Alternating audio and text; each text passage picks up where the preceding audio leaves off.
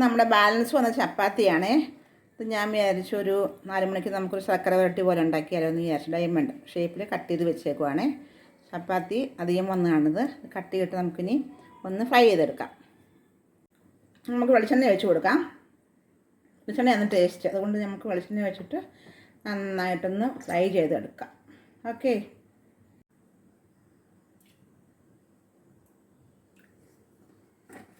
എണ്ണ നന്നായിട്ട് ചൂടായിട്ടുണ്ട്. നമുക്ക് ഇത് ഇട്ട് കൊടുക്കാവേ. നമുക്ക് കുറേശ്ശെ ഇട്ട് കൊടുത്ത് നമുക്ക് ഒന്ന് വറുത്തെടുക്കാം.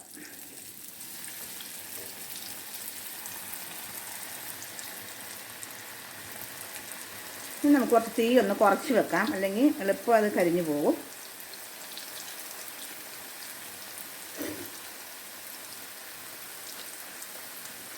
ഒന്ന് ഫ്രൈ ആയി വരട്ടെ. ഫ്രൈ ആയതിനു ശേഷം നമുക്കിത് കോരിയെടുക്കാം.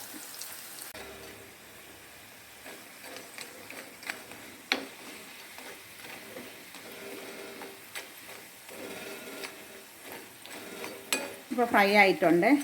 സൗണ്ട് കേട്ടാൽ നമുക്ക് മനസ്സിലാവും, ഒരു കിലുക്കം പോലുണ്ട്. നമുക്കിത് കോരിയെടുക്കാം.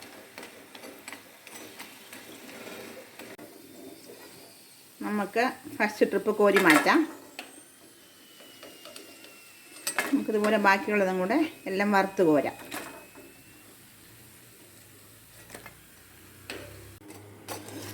നമ്മുടെ ഇതെല്ലാം വറുത്ത് കോരിയിട്ടുണ്ട്. നമുക്ക് അടുത്തായിട്ട് ശർക്കരപ്പാനി ഉണ്ടാകും. ഞാൻ ശർക്കരപ്പാനി ആക്കി വെച്ചിട്ടുണ്ട്. ആ പാനിക്കകത്തിട്ട് നമുക്കൊന്ന് വരട്ടിയെടുക്കാം. ഓക്കെ, പാത്രം അടുപ്പ് വെച്ചിട്ടുണ്ട്. നമുക്കിനി ചൂടായി വന്നിട്ടുണ്ട്. ശർക്കരപ്പാനി ഒഴിച്ച് കൊടുക്കാം. കുറച്ച് മതി, അധികം മധുരം വേണ്ട, ആവശ്യത്തിന് മതി. ഒന്ന് ചൂടായി വരട്ടെ. നമുക്ക് ഇട്ട് കൊടുക്കാം. നമ്മളിങ്ങനെ ശർക്കര പാനിയാക്കി വെക്കുന്നതുകൊണ്ട് നമുക്ക് ആ കല്ലും മണ്ണും അഴുക്കൊക്കെ കാണും ശർക്കരയ്ക്കകത്ത്, അതെല്ലാം പോയി കിട്ടും. നമുക്ക് ഇത് ഇട്ട് കൊടുത്തിട്ട് ഒന്ന് ഫ്രൈ ആക്കി എടുക്കാം.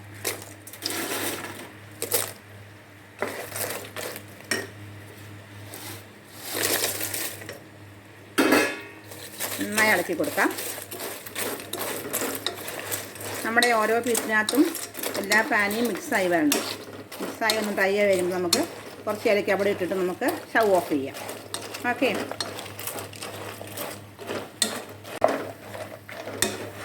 എല്ലാവരും ട്രൈ ചെയ്ത് നോക്കണം. അടിപൊളിയാണിത്, നമുക്ക് എല്ലാവർക്കും ഇഷ്ടപ്പെടും. ഇത് നമ്മുടെ വീട്ടിൽ എപ്പോഴും ചപ്പാത്തിയൊക്കെ ഉണ്ടാക്കുമ്പോൾ 2-3 ബാലൻസ് വരുമല്ലോ.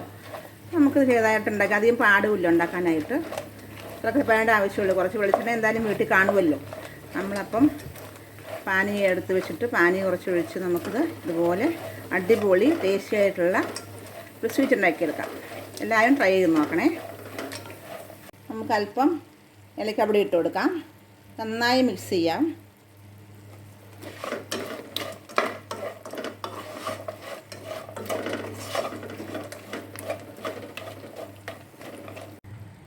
അങ്ങനെ നമ്മുടെ അടിപൊളിയായിട്ടുള്ള ഈവനിങ് സ്നാക്ക് റെഡി ആയിട്ടുണ്ട്. എല്ലാവരും ട്രൈ ചെയ്ത് നോക്കുക.